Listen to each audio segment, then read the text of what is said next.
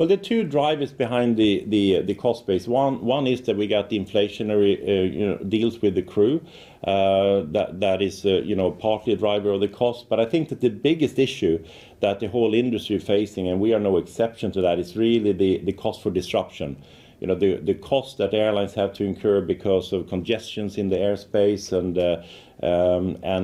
just other parts of disruption as well that causes delays, which is also the single biggest component when it comes to dissatisfaction from customers, and that is a cost that we radically need to attack in the industry, and we're going to do that in EasyJet. Very much about investing in data, and that's what we also been announcing today, because data will be an enabler to reduce disruption going forward for us. Dare I say it, some of your rivals out there are quite shrill about the ill effects of Brexit as well. I've always thought that Caroline took a more measured approach than perhaps some of those rivals, without naming names. What about you, Johan? How do you feel about Brexit?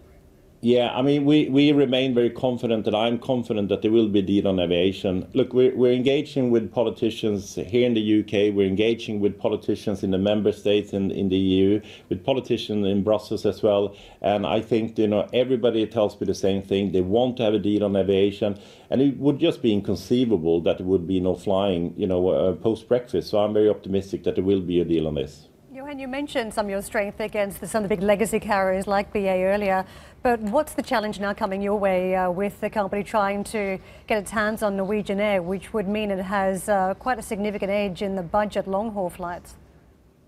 Yeah, well, I think that it's a general trend that you're going to see consolidation happening in the industry. I mean, just of last year, you saw the demise of Monarch and Air Berlin, where we took part of that transaction and bought certain assets in there. We have the situation with Alitalia as well. So I do think it's not a fragmented industry in itself, but if you just look at EasyJet, which is one of the the biggest airlines when it comes to the short haul in Europe, the second one when it comes to that market, and we still only have 10% in market share. So I think it is the consolidation that will take place, and we're going to be in a position to take those opportunities that arise from that. Can I ask you about Alitalia directly? Because I wonder what it's going to take to resuscitate that airline. It's quite a different proposition when you're going in just picking up one carrier, but this is a main carrier for a country. I see that you've teamed up with the likes of Cerberus and Air France KLM in a consortium bid. What sort of pitch or what sort of approach do you need to take to that company? Well, I mean, first of all, we have publicly said that we are, interested to be part of solution, but, we're not desperate to do a deal here. We will do it if it fits our model, that it adds to our business model, which is really short haul in Europe. We're not interested in long haul. We are participating in the long haul market through our Worldwide Connect product, where we are making commercial agreements and arrangements also with long haul carriers. But look, it's got to make sense commercially for us. We've got to make sure that we can operationally be successful if we're going to do anything, and we just have to wait and see. Does the Alitalia brand even survive at this point? Do you think it has to effectively just disappear?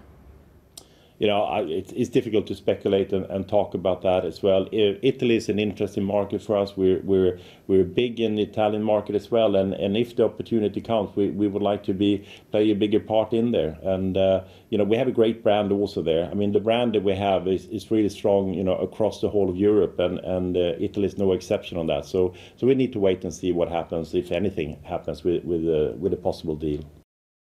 Hey everybody, it's Hadley Gamble from our new CNBC Middle East Bureau in Abu Dhabi. Thanks for stopping by. Now to watch more, you can try one of the videos that just popped up on your screen. And don't forget to subscribe.